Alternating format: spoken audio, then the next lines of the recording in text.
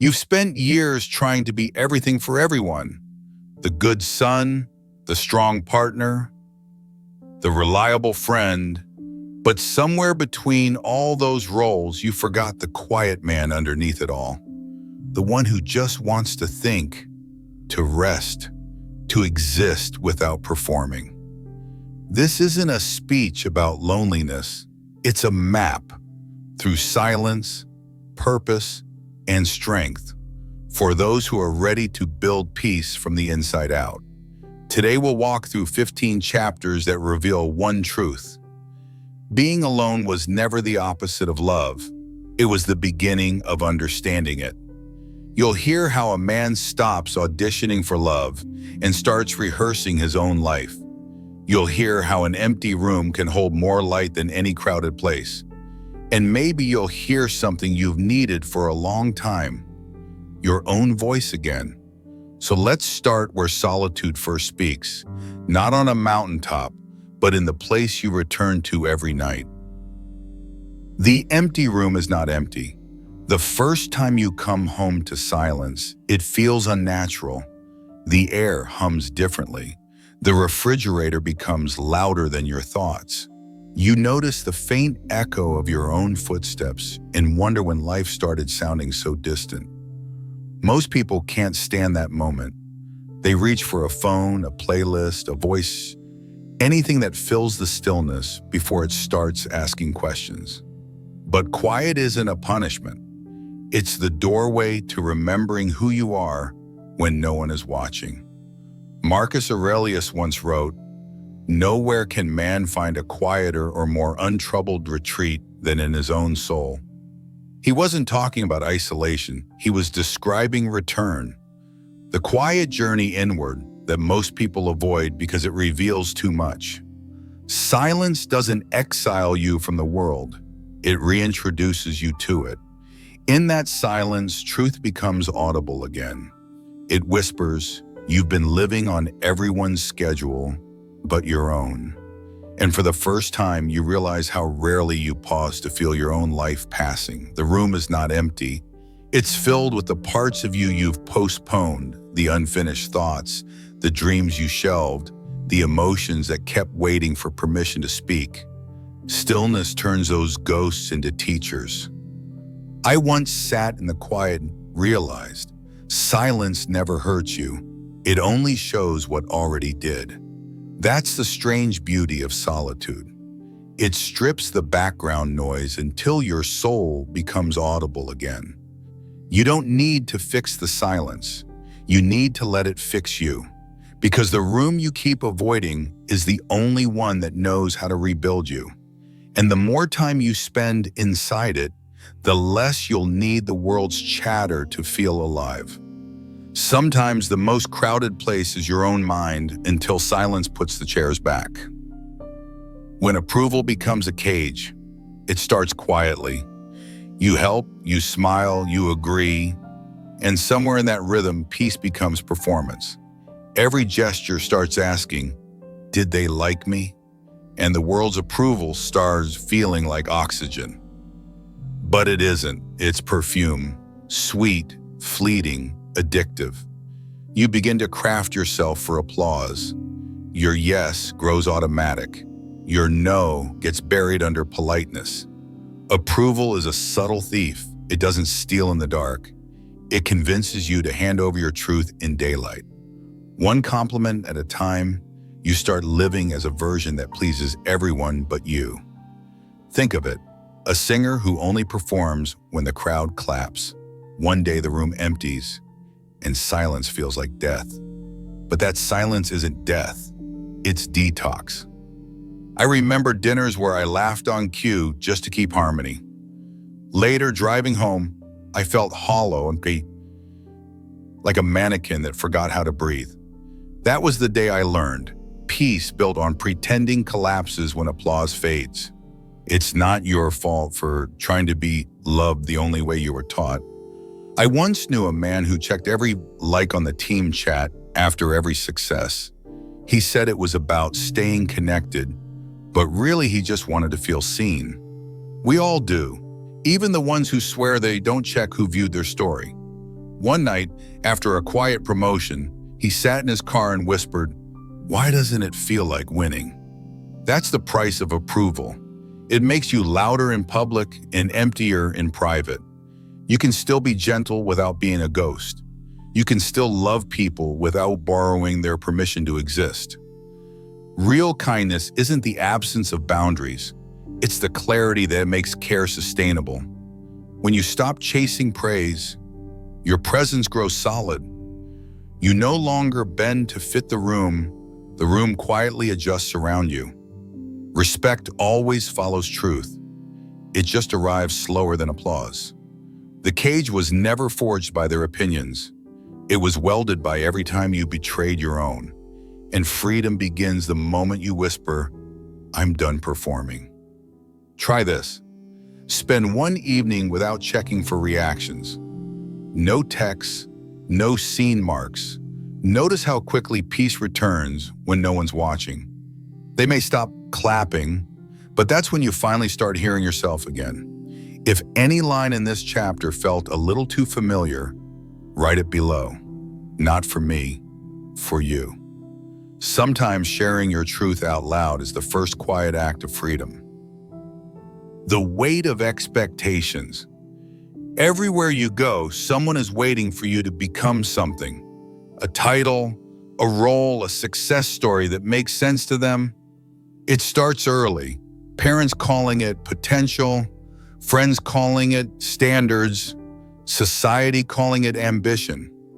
And before you realize it, you're not living, you're auditioning. The Stoics warned about this long before the world learned to post pictures of personification. If you want to improve, be content to be thought foolish and stupid. Epictetus. It sounds harsh, but it's freedom disguised as humility. The moment you stop explaining yourself to everyone, you start hearing yourself again. I used to think saying no would make me selfish.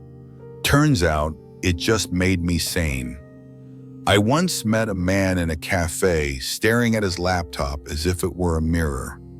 He whispered, "I don't even know if I want this promotion, or if I just don't want to disappoint anyone." That's the curse of invisible pressure. It rewards you for suffering quietly. The truth is, expectations never end, they only change owners. When you meet one, another appears, newer, louder, dressed as virtue. But peace comes the day you stop chasing applause and start practicing alignment. You don't owe anyone an image. You owe yourself honesty. Because the heaviest weight a man carries isn't failure. It's pretending to be who he never chose to be. Let them misunderstand you. Let them think you are slower, softer, smaller than they imagined. They'll move on. But you'll still be whole. The freedom you crave begins the moment you stop needing to be understood. The art of losing control. Control looks noble until you realize it's just fear dressed in discipline. You want every plan to work, every person to stay, every outcome to match your effort. But life is not a contract. It's a current. And currents don't sign agreements. Care for what is truly yours to steer, your actions, your responses, your choices. I once knew a man who spent years trying to fix everyone he loved. The more he tried, the more distant they became, until he realized that saving people was often just a way of avoiding himself. But letting go isn't weakness, it's advanced trust. It's saying, I can't choreograph chaos, but I can walk through it with grace. There's a moment when life stops asking you to grip tighter and starts whispering, let go. That whisper is not loss, it's guidance. The hard truth is simple. The tighter you hold, the faster things slip. The calmer you become, the more life unfolds on its own. Peace isn't the prize at the finish line. It's the rhythm that carries you there. So today, loosen your hands. Let the outcome breathe. Focus not on mastering the storm, but on mastering the self that walks through it. True control isn't about power, it's about peace. The man who made everyone laugh but couldn't escape his silence. The world loved his laughter. It was bright, contagious, the sound that made sadness back away for a while. But what no one saw was the silence that followed when the lights went out. Robin Williams, one of the greatest comedians of our time, made millions laugh, yet he was the one who forgot what his own laughter sounded like. Not a tragedy, but a mirror. A reminder that you can bring joy to everyone and still feel empty when the crowd fades. I once knew a man like him, always the comforter, the entertainer, the reliable friend. He said he feared silence because it made him realize how little of his happiness was real. That's what happens when you confuse being needed with being known. If that sounds familiar, don't flinch. It just means your heart still cares. We live in a world that rewards distraction and punishes depth. The louder you are, the more they listen, until you start whispering the truth and everyone leaves. But solitude is where authenticity returns. When no one is watching, your smile no longer needs to prove anything. The Stoics never said life should be free from emotion. They said emotion should be understood, not performed. Real peace begins when you stop auditioning for love. So if you find yourself giving too much, trying too hard, smiling too wide, pause. Ask yourself, who am I when no one is laughing? Because there's a quiet kind of joy that doesn't need an audience, the kind that stays when the curtain falls. The world may love your light, but your soul only heals in the dark. When stillness becomes strength, most people run from stillness as if it's emptiness. They call it boredom, isolation, or worse, weakness. But stillness isn't the absence of life. It's the presence of awareness. Peace isn't a place, it's a practice. The small moments when you choose not to chase, not to prove, not to fix. I once saw an old man sitting alone in a park. He was simply there, watching the wind carry fallen leaves across his shoes. There was something royal about his calm, as if the world had nothing left to take from him. That's what happens when you stop measuring your worth by movement. You start realizing that rest isn't retreat, it's recovery. And solitude isn't punishment, it's training. We fear stillness because it reveals our dependence on distraction. But every great decision, every act of clarity is born from quiet. You don't discover your purpose by running faster.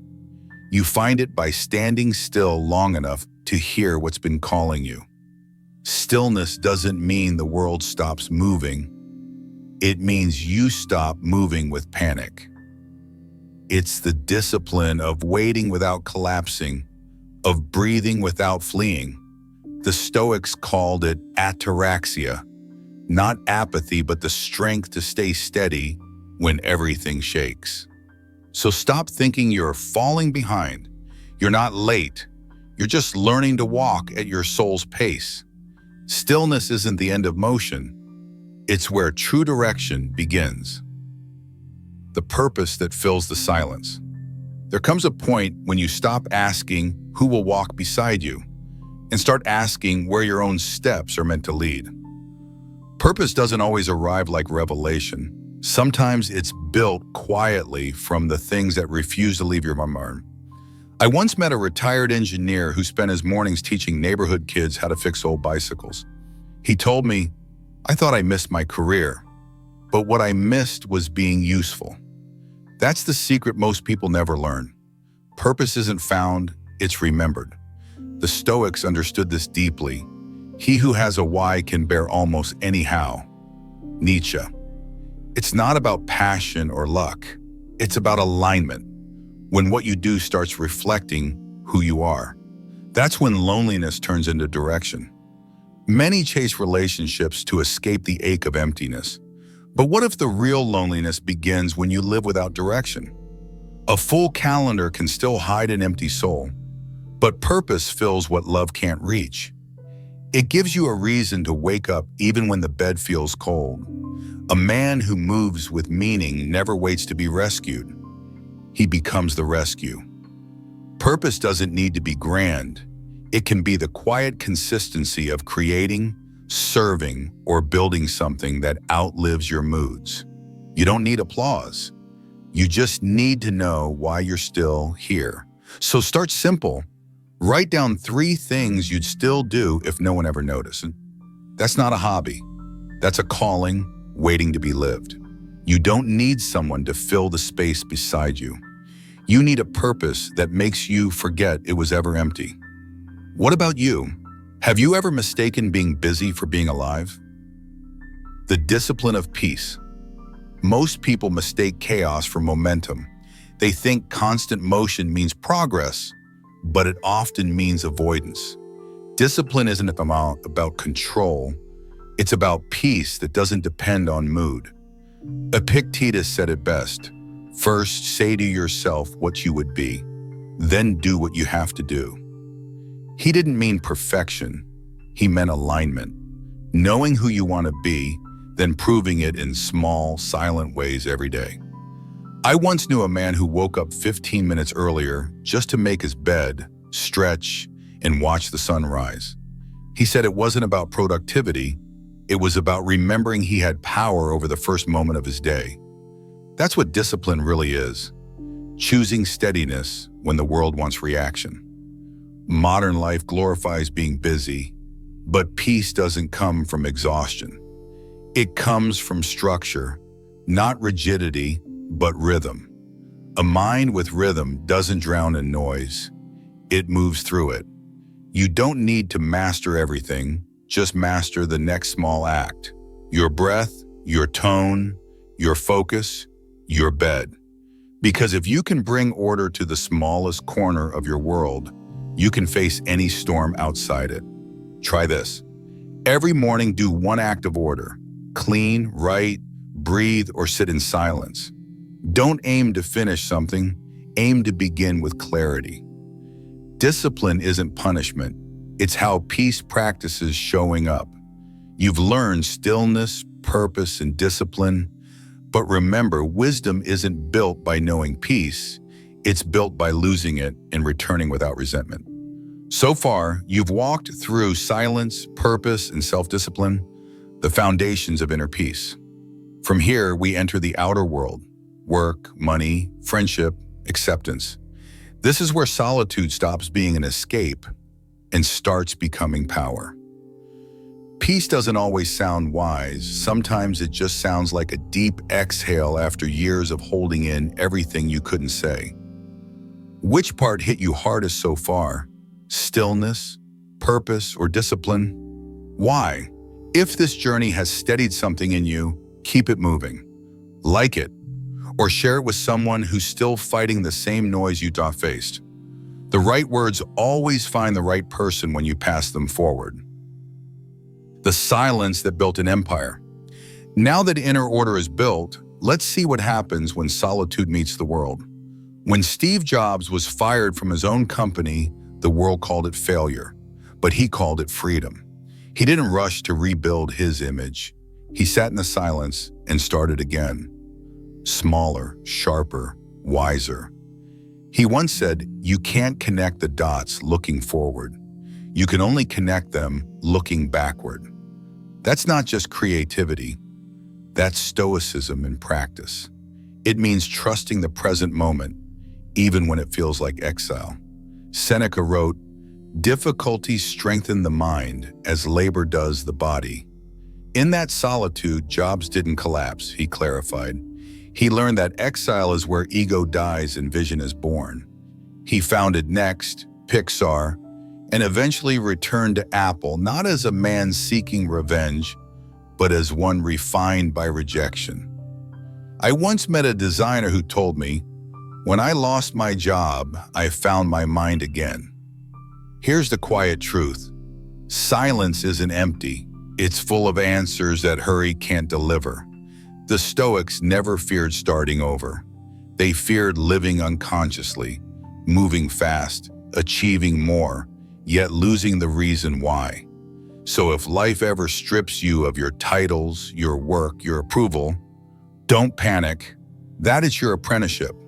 The space between endings and beginnings isn't wasted, it's sacred. The world called it failure, but the wise call it foundation. And maybe you, just like him, are standing at the edge of your next beginning. Money without losing yourself. Money is a mirror. It doesn't change who you are, it amplifies it. Some people build wealth to feel safe, others to feel seen. But if your peace depends on what's in your account, you're still poor no matter the number. I once knew a businessman who turned down a lucrative deal because it required lying to his team. He told me, "I'd rather lose money than lose my reflection." That sentence stayed with me, because wealth without integrity is just another form of debt.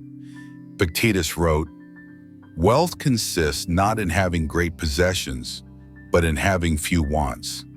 He wasn't romanticizing poverty. He was reminding us that desire is the real cost of freedom. The more you crave, the more you owe the world your calm. Money can buy comfort but not contentment. It can rent approval but not peace. The Stoics saw wealth as a tool, useful but never a master. Once it owns your decisions, it starts owning your mind. So test yourself quietly. If every dollar disappeared tomorrow, would your worth change? If that question makes your eye twitch, good. That's the audit. If yes, you've confused net worth with self-worth. Build wealth, yes, but build character faster. Let money serve your principles, not define them. Because wealth without purpose is like a ship without a compass. Impressive, but drifting. Build, yes. Earn, yes. But make sure your profit doesn't outgrow your peace. A rich man who sleeps poorly is still poor. This is the turning point. You don't have to buy a bigger life to feel like a bigger man. You have to buy a truer one. Freedom isn't priced in dollars. It's priced in what you refuse to trade for applause. Tonight, when you spend, save, or earn, ask one question. Am I buying freedom or buying static? Because true richness isn't what fills your hands. It's what never leaves your soul. If this kind of truth is the space you've been missing online, stay. Subscribe, not for more videos, but for reminders that bring you back to yourself. That's what this channel is built for. What's the one expense you'll stop paying with your peace? The strength of true friendship. Real friendship isn't built on constant contact. It is built on quiet trust, the kind that doesn't need proof to exist. You can go months without talking, and when you meet again, it feels like you never left. The Stoics saw friendship as an extension of virtue. Choose the company that quietly makes you better. They didn't mean perfection, they meant growth. A true friend challenges you with truth, not flattery. They pull you back to your better self when ego tries to take over. I once met two old friends at a train station. They had argued years ago over something trivial. But when one of them showed up that day with trembling hands and no words, the other just hugged him and said, "You're home." That's friendship. No scoreboard, no audience, just recognition of shared humanity. In solitude, you learn to distinguish between companions of comfort and companions of character. One disappears when you stop entertaining them. The other stays even when you stop explaining yourself. You don't need many friends, just the kind you can sit in silence with and still feel understood. And sometimes to find those people, you must first learn to be your own friend. Solitude teaches self-respect. Friendship keeps it human. Peace grows best when it's shared in small, faithful circles. The strongest friendships aren't loud. They're loyal in silence. The power of acceptance. Acceptance isn't surrender, it's the moment you stop fighting what already is and start using it as your foundation. We waste years wishing the past had gone differently, but Stoicism teaches that peace begins the instant you stop arguing with reality. Amor fati, love your fate. Marcus Aurelius. Loving your fate doesn't mean loving the pain. It means trusting that every wound carries instruction. Every loss you survived was training for clarity. I once spoke to a man who lost his business during a recession. He said, "It broke me until I realized it didn't have to define me." Now he helps others rebuild from what he once feared would destroy him. Acceptance doesn't erase the weather. It teaches you how to walk through what's unchangeable with grace. When you stop demanding that life be fair, you start becoming free. Some people chase control because they think it guarantees safety, but control only delays peace. Acceptance isn't giving up. It's stepping back and saying, this too is part of the path. Tonight, look at one thing you keep resisting: a memory, a person, a mistake. Instead of fixing it, whisper to yourself, I'll learn from this. Most people think acceptance is weakness, but it's the strongest kind of rebellion, because nothing scares the world more than a person who no longer resists it. Because acceptance isn't the end of effort, it's the beginning of wisdom. What's one thing you've stopped arguing with, and what changed? The quiet work of a legend. Everyone remembers the trophies, the speeches, the highlight reels. But what made Michael Jordan extraordinary wasn't talent. It was solitude. Long before the cameras rolled, he was alone in empty gyms, chasing perfection no one else could see. Most people stop when applause fades. He began there. That's the invisible side of greatness. The hours when no one's watching, and you still show up like the world depends on it.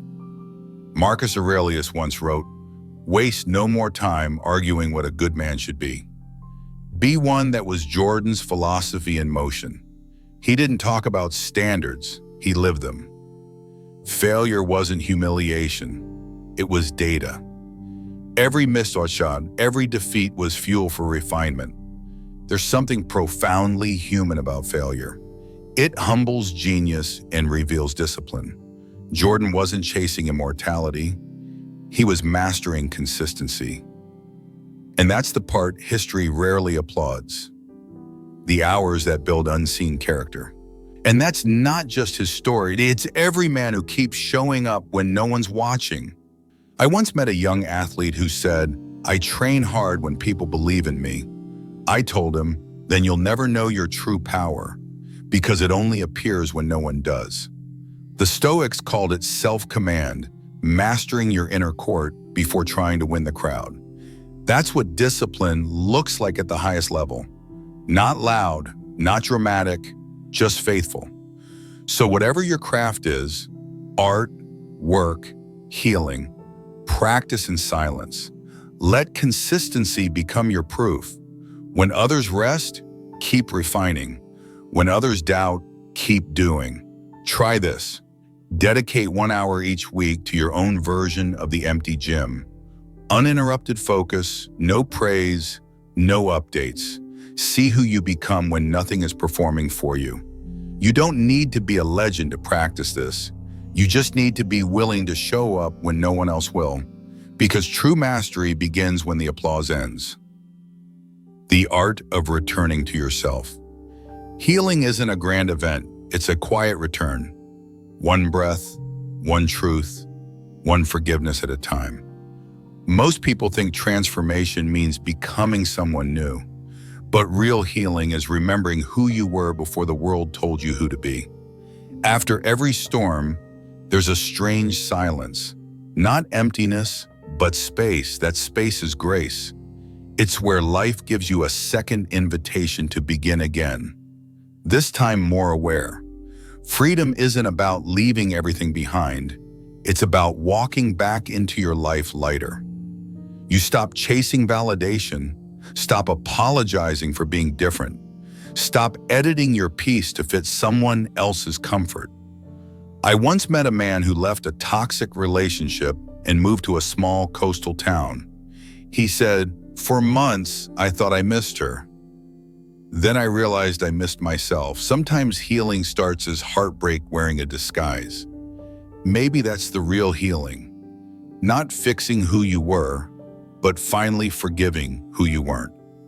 That's the moment healing truly starts, when you no longer mistake pain for connection. We all leave parts of ourselves behind: the playful child, the dreamer, the believer. But healing calls them home. You don't rebuild overnight, you realign daily. Because healing isn't about finding peace elsewhere, it's about remembering you were peace all along. If you had to choose, would you rather be admired by many or understood by one?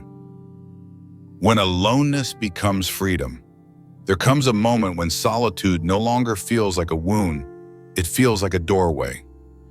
You stop waiting for someone to knock. You realize the home you were searching for was always inside. At first, being alone feels like absence, the quiet after everyone leaves, the chair across from you that stays empty. But then something changes. You start to notice the sound of your own peace. You start enjoying the stillness you once feared. Marcus Aurelius wrote, "Very little is needed to make a happy life. It is all within yourself, in your way of thinking." That's the essence of freedom. You no longer measure your worth by attention or approval.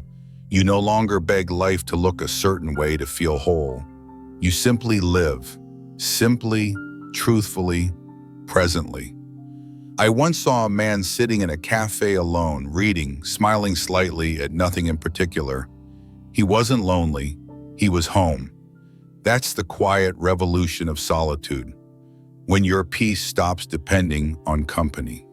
Freedom doesn't shout, it hums. It's the calm in your chest when plans fail. It's the warmth of knowing you can lose everything and still not lose yourself. You don't escape loneliness by adding people. You escape it by subtracting pretense. You stop performing. You start being. That's when aloneness turns into sovereignty. Not isolation, but inner command. Try this. Next time you're alone, don't reach for distraction. Sit with it, let it breathe. That silence isn't void. It's your life inviting you home. Every time you stop running, you meet yourself again. Clearer, kinder, truer. That's what solitude was always offering. Not escape, but return. Freedom was never about walking away. It was about walking inward without fear. And when your own house is calm, open the door. We are made to carry peace to each other. You are not waiting for peace to arrive. You are becoming it. If today felt like a beginning, it's because it is. So here we are, 15 chapters, one journey, from the noise of the world to the sound of your own soul. You began searching for calm. What you found was clarity. This is what the Stoics meant all along. You don't control life, you align with it. You don't chase love, you embody it. You don't seek peace, you practice it until it becomes your nature. The man who learns to be alone learns to be free.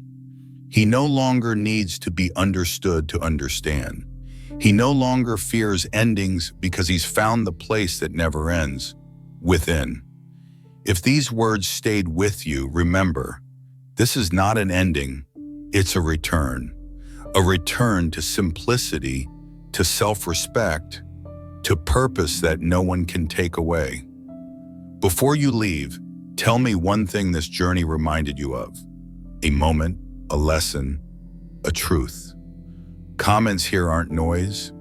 They're proof that wisdom still travels through honest men. And if you know someone who needs this quiet strength tonight, share it forward. From all of us at Move or Die Stoic, thank you for walking this path, not with volume, but with presence. Because in a world desperate to be seen, you chose to see yourself. And that's where every strong life begins.